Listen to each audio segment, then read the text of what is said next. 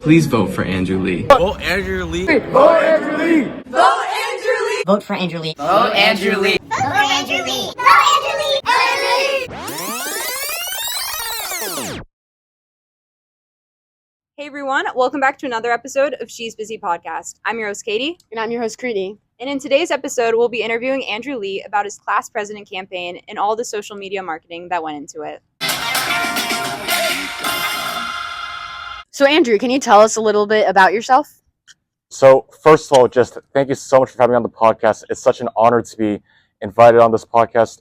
And yeah, so a little bit about myself. I'm going to Franklin Marshall College next year. I'm going to be on their cross country and track team on the D3 NCAA level.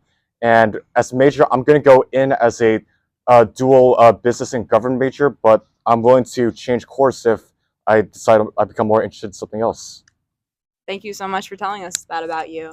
So at your high school, you had a very important position in student government. Could you tell us a little bit about that? Yeah, so I ran for the secretary position for my student government. Okay, you might think it's just all note-taking, just taking notes of what happens during all the meetings and all that kind of jazz, but it's really so much more than that, because the way it works at Darien is that you're part of a team with the rest of the exec board. So it's the class pres, the vice president, me as secretary, and the communications officer. We all kind of coalesce and work together to govern the rest of the student body, the rest of the class reps that were a part of student government, and be able to fulfill on our promises and to deliver on class events that we were scheduled to hold. Thanks for telling us about that. And I've become aware of the fact that you had kind of not such a typical route to becoming executive secretary. So what exactly did you do that was different than the average person running for a president position? I'd say what I did differently is that I really capitalized on social media.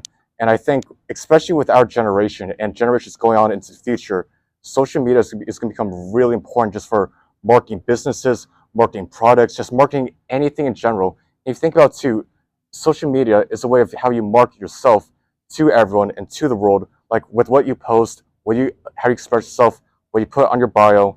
It's all out there and you leave that digital footprint out there. And so, yeah. So how did you use social media to be successful at DHS specifically? So in terms of like DHS specifics, in terms of like that executive secretary marketing campaign, I really kind of like hammered home like on my account, because I already knew that pretty much my entire grade follows me on my account. A lot of the underclassmen too follows me on my account. So I was like, okay, what is one effective way that could reach all of them and be able to really capitalize on that? Because I know hanging up posters around the school, okay, I'm not sure if it's the same for Hopkins, but like no one really like looks around at the posters like at school. They just kind of like get lost. We kind of look at them because at our school they actually banned social media marketing for campaigns. So the posters, they're not like the biggest factor, but people definitely do the job. Mm-hmm. Yep. So, but like at DHS, like there's like a whole ocean full of posters. Like every club at our school like has posters for like, you have like ping pong club, business club, politics club. It's kind of like become like an overswarm, like an overabundance of posters, like to the point where no one just like pays attention to them at all. So like I felt like traditional posters wasn't how I was gonna really convey my message and like be able to win over the school for the position and all. So that's why I said, okay, what is one thing that everyone has and that everyone looks at? And that's Instagram.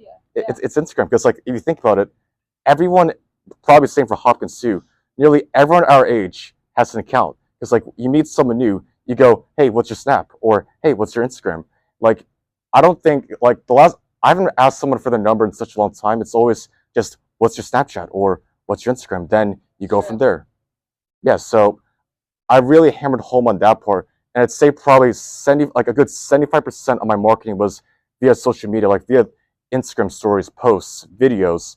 And I'd say one thing that I really kind of like learned from that was that you can't do like an overabundance of like marketing too, because it becomes kind of like oversaturation to a point where it becomes like unnecessary. And that's kind of like the trap that my campaign sort of fell into, because I kept on putting too many like unnecessary things that I didn't need up there. It got to a point where it's like some of my friends were like, did you really need this, or did you really need that? So it's kind of like, all right, we're sick of looking at this. You don't need all this. Yeah. Just kind of like stick to, like, to the essentials, like what's important, not all like the nitty gritty details. And yeah, that's one of the traps I laid in there. But I'd say this too, because I remember like in the early days, back when I was like, when I first launched my campaign, I made this poster on a canvas. Actually, it wasn't the best poster, but it got the point. It said, "Vote for me for class secretary." I think it had like 3 C's on it. It was like competent, courageous, and I forget the last.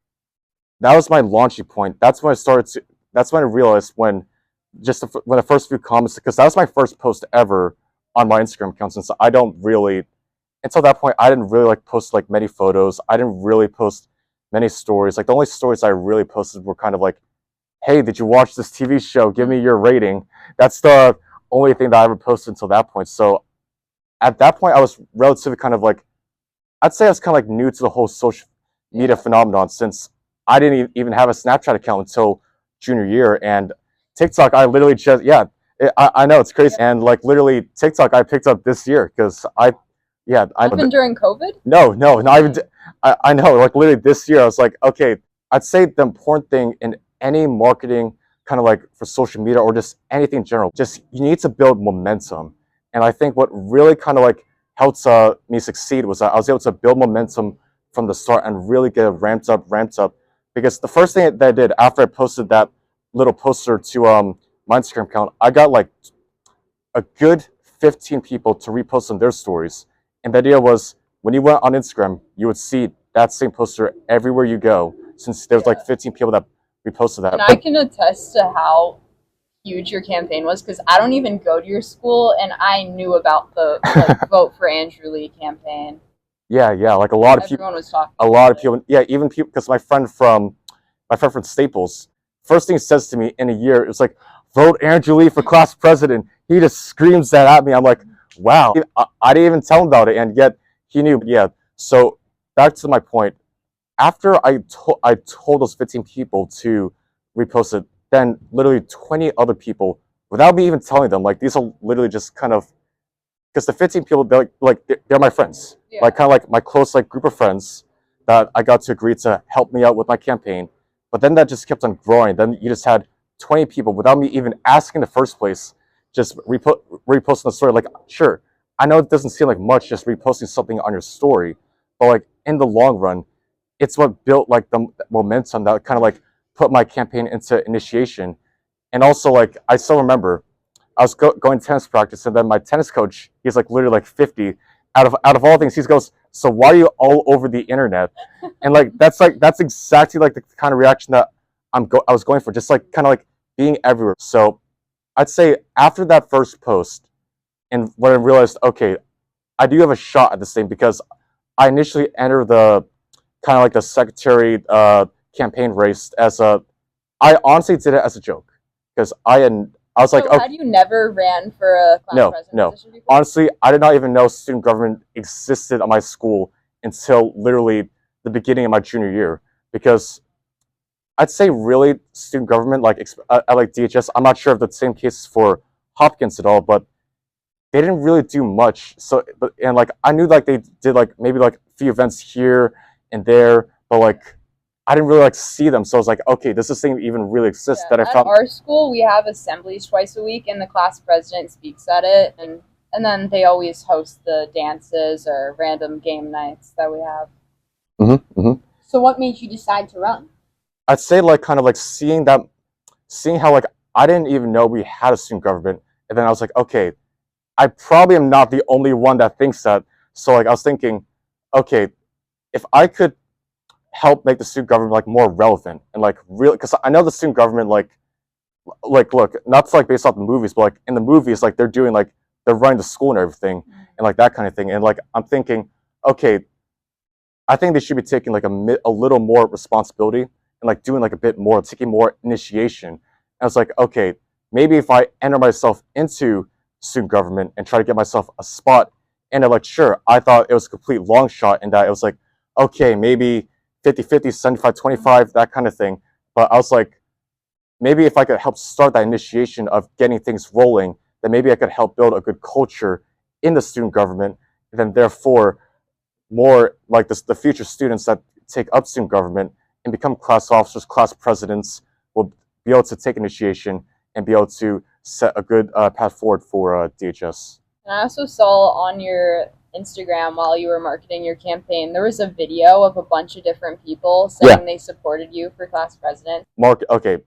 First of all, that video was a pain in the to edit. Oh my god. Because it literally took me like 3 hours to figure out how to clip everything together at the right moment, because I didn't want to have like too many like long pauses, because people didn't give me like the most perfect videos to work off of. But yeah, but I'd say the reason for why I went for that approach, because the final count was, I think, 100 to 105 people in that video.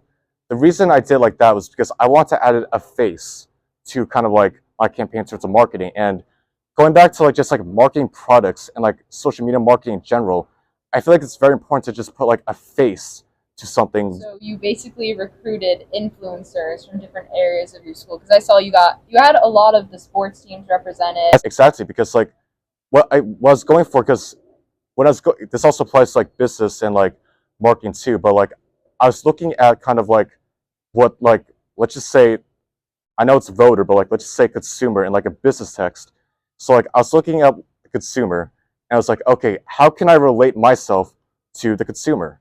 And I was like, okay, if they see, like, let's say they see their friend who is on, let's say, the varsity lacrosse team, they see their friend there and they're like, I can relate now because I see my friend on that video and I recognize that person, and therefore I'm gonna throw my support in. And that's kind of like exactly like what was able to happen by garnering like so many groups together, like so many different like people, like different friend groups, different sports teams, all into kind of like one thing. That's also something like I was talking about before. That's able to like coalesce like a lot of momentum to the campaign. And yeah, that's what I have to say about that.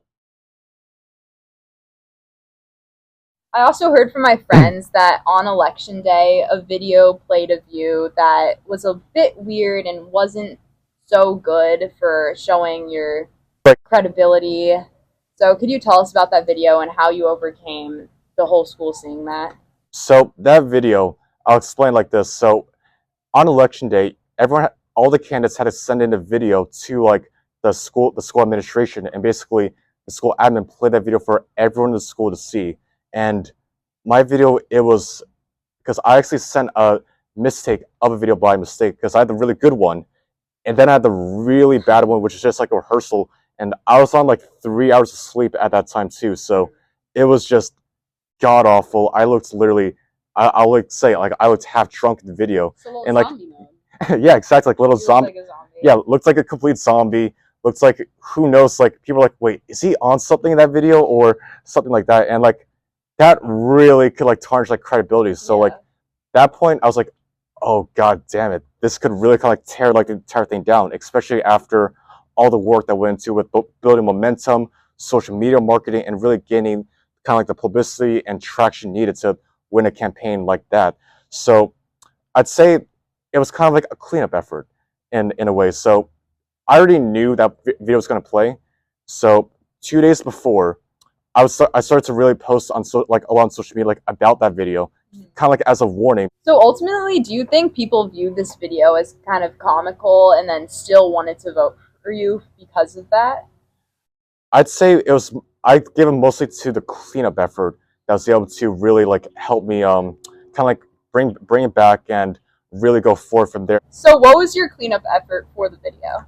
So the cleanup effort was kind of like, I made like a second video like that was like a lot better, had effects and everything, got all dressed, got all like what, kind of like, you looked really credible and more credible, tied up, and it's kind of like to help reestablish credibility. Like after, like I already knew the storm's ahead, like there's a little hurricane that's about to happen, because you're trying to make the sunshine peek through. Yeah, exactly. Yeah, so I put that video out, and also something that I did was that I made like a list of campaign promises that I would uphold, and like I'd say this is probably the reason why I was able to, because everyone's like, oh, you wanted such a landslide. I'd say that's like what gave me kind of like that landslide. So the promises, like I remember I had 5 key promises. 4 of them were like really generic, okay, because like I didn't really understand what I'd be able to do, kind of like as officer and everything.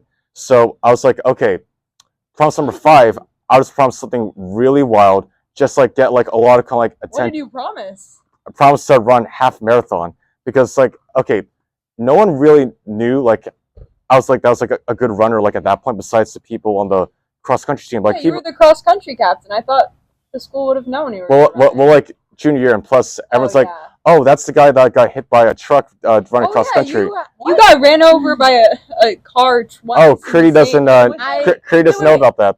Enlighten us on this little story of yours. Yeah. So we could tell a story, Is it- and so you got. we could finally get the story straight to everyone that still doesn't know the story. But And- from what I've heard, you got ran over twice within 2 months.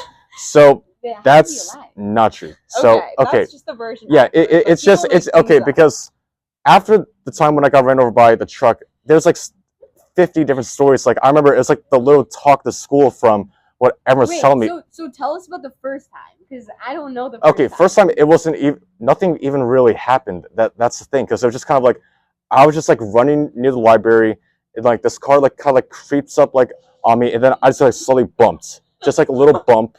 It's kind of like, it's if like some like that was like really tall, really Did muscular. you see the car coming, or So Well, wait, came it's behind it's you? just like I saw them coming. It's just there was a stop sign, and the thing was, I was like, okay, they're gonna like they're driving to a stop sign. I was like, okay, they're gonna stop at stop sign, so I have some time to run. So I'm running like I'm still in front of the stop sign. They go through the stop sign, and I just get like tapped. It's not like it wasn't hit. It was like a little bump, kind of like, let's say like I pushed you. It was just like a little, just like a Yeah. little push.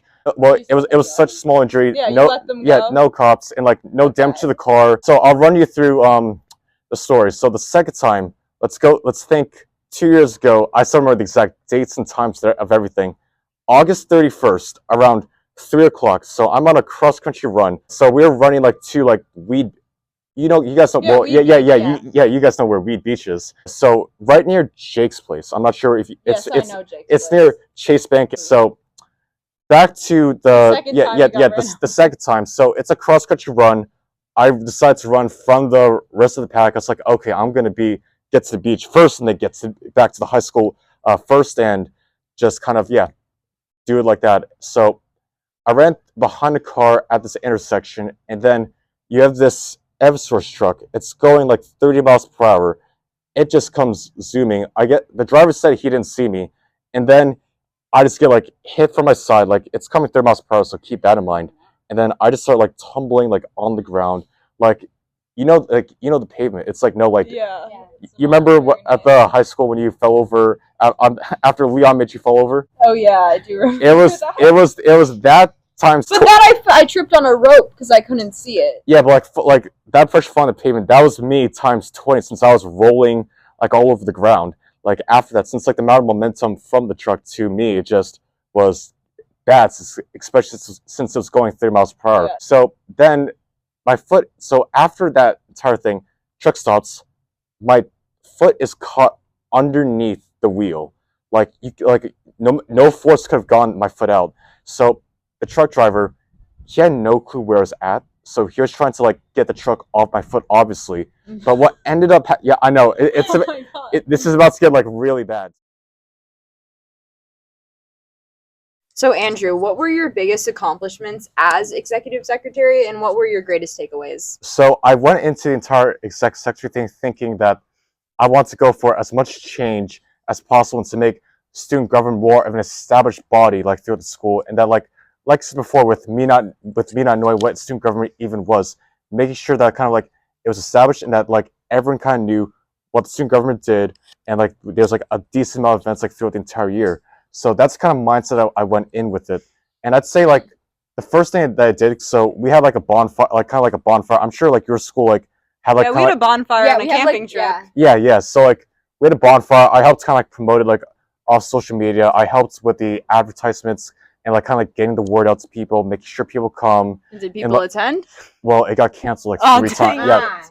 it. Yeah, 3 times due to weather or something. I forgot the exact reasoning. So with the student gov at my high school, it's kind of like it was just all the teachers and like administration that kind of ran the Well, entire show. See, the thing is, I want to know more about what you did. I don't care about the others. Well, like a part of it's because like I'd say like relatively like if you're asking for like a list of my accomplishments, I can't really name for you because like the way it was structured, I can't name Yeah. like one You like just- I can't name like You just one had a thing big that impact on the community, but it's not things you can name. Yeah, It's very exactly. clear. What do you feel is your biggest impact that you made? like okay, I'd say just like the marketing. I helped like get like Yeah. better marketing for the student government in general because I thought before it was kind of like hit or miss. Like it was either you saw it or you didn't because it was just like generic posters like across the school. Yeah. It wasn't really that And like I saw it, and I didn't even go to your school, so yeah, exactly. So like obviously just it like worked. Spreading the word. put more on social media, helped out just like in general, made a few things just to put around the school that would like draw attraction, came up with a few ideas here and there at meetings, but like when you say like distinct accomplishment, I'm sorry, like I can't name one. Well, you spoke at graduation. I guess you could say not every kid gets to go to the podium and say a few words. Yeah. So What did you talk about there? well, I just like good think you evening, everyone. introduced My name someone, is right? yeah. I just said my name's Andrew, and I would like to introduce the board of ed. Yeah, so I guess you could I guess in a way you could say it's, but I'd say it's more of a accomplishment for myself Yeah. being because like me as a freshman, I would never thought that I would be speaking on the podium at graduation. That was kind of like I was like probably not going to be me freshman year, but then senior year, that's me. So Yeah. yeah, but going back to that anecdote that I was trying to say before, so the reason I'd say that it's not like real clear accomplishment that I could say is Mhm. because it's all like ran by the teachers and administration, and kind of like they're like very controlling like over it, and I kind of think that controlling aspect is kind of like limits the creativity and the innovation that kind of like the officers and the students had and wanted to see like through like I understand like certain things you can't do and all due to like kind of like what finances and some things just aren't like school appropriate and should be done like at school and all. But I just feel like the controlling kind of like presence of like admin and everything just really kind of like brought the entire thing kind of down, and that's why like So how? I was so because how did you uplift?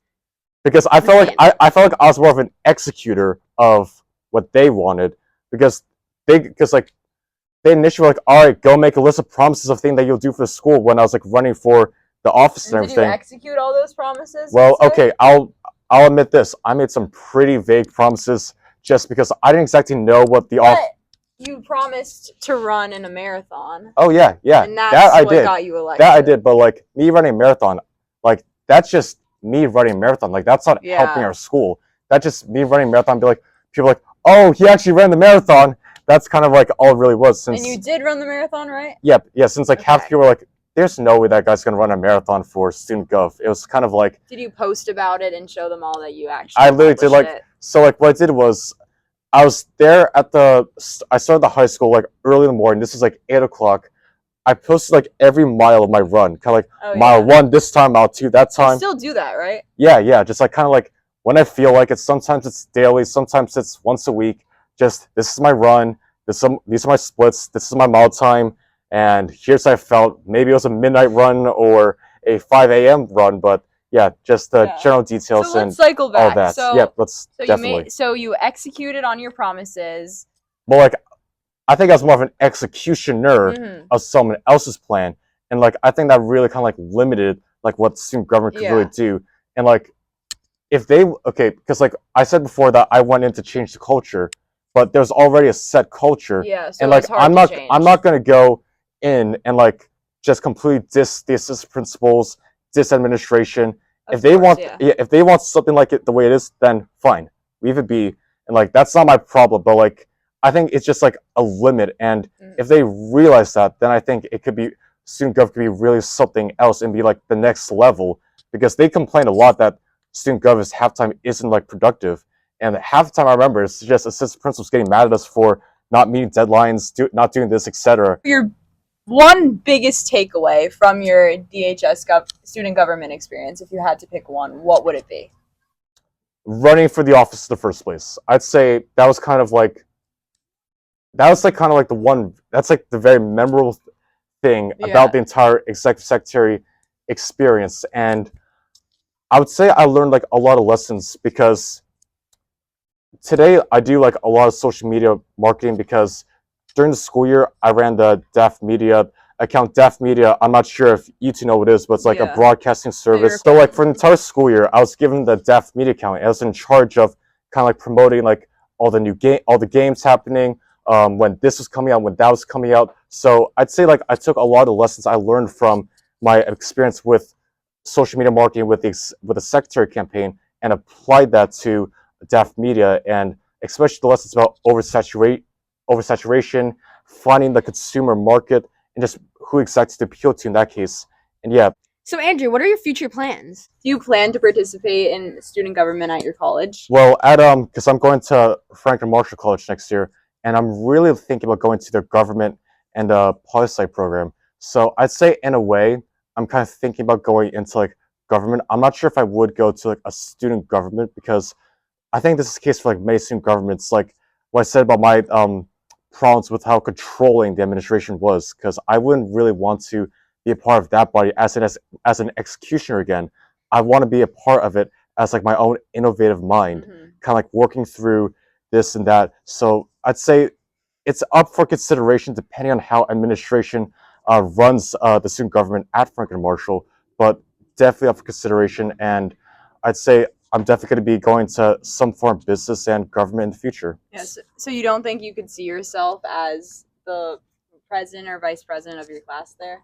Well, I just, like I said before, huge maybe. Just maybe depending on how the administration runs it and whether or not I think I can make a difference at that program. So Andrew, do you have any advice for students who are looking to run for student government at their own school? To all the people looking at student government positions, class presidents, class secretary, class communications officer, whatever it is, whatever the title is called, I'll tell you one thing. Know kind of like who your inner group is, know who all your close friends are, and really know kind of like the consumer base. Like I'll just phrase like that, or the base that you need to try to appeal to, and then just market like kind of like what's the word? Network your way through different groups of people and just really get your name out there. Create as much publicity, as much traction as possible, whether that's through social media marketing or whatever it is. As long as you get traction, that's all that's important. Like even if it's negative traction, you just want to create traction and get enough traction to the point where everyone knows your name, and that's exactly how you did. Yeah. That's what I did. And like, look, I didn't have the smoothest path to victory.